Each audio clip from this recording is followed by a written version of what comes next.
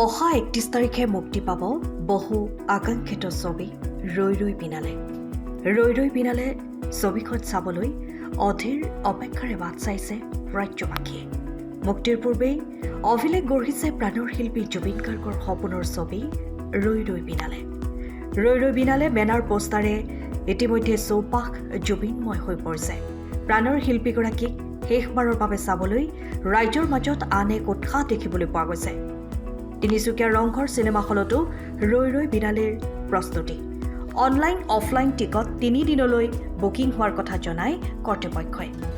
এটা দিনত তিনিচুকীয়া ৰংঘৰ চিনেমা হলত 5টাকৈ দৰ্শনী উপভোগ কৰিব পাৰিব দৰ্শকে। এতিয়া যেনেকৈ আমি মনে মনে ভাবিছিলোঁ তেনেধৰণে আমি সুন্দৰকৈ সজাই পৰাই হলটো ৰাখিছোঁ আৰু 31 অক্টোবৰ দৰ্শকৰ মানে বহুতো সঁহাৰি পাইছোঁ। এতিয়া আমাৰ টিকেট প্ৰায় 3 দিনমানৰ কাৰণে টিকেট আমাৰ প্ৰায় 60% টিকেট আমাৰ বেছি দিলোঁ। বিশেষকৈ আমি সকলো টিকেট এনেই অনলাইনত এইটো কাৰণে নিদিওঁ যে আমাৰ গাঁৱৰ কিছুমান মানুহ আহে, সিহঁতে যাতে ঘূৰি যাব নোৱাৰে, সেইটো কাৰণে আমি কিছুমান টিকেট আমি অফলাইনতো আমাৰ হলত বুকিং কৰা দিওঁ।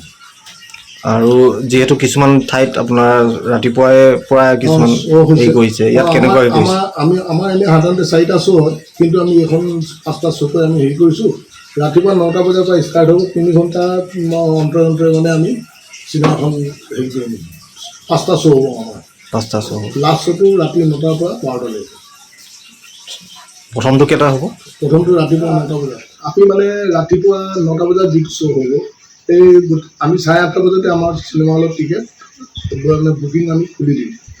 গতিকে মানুহৰ যিবিলাক মানুহে যদি আগতীয়াকৈ টিকেট ল'ব বিচাৰে 8:30 বজাতে আহি পেলাই হলৰ কাউণ্টাৰৰ পৰা টিকেট ল'ব কৰিব পাৰিব।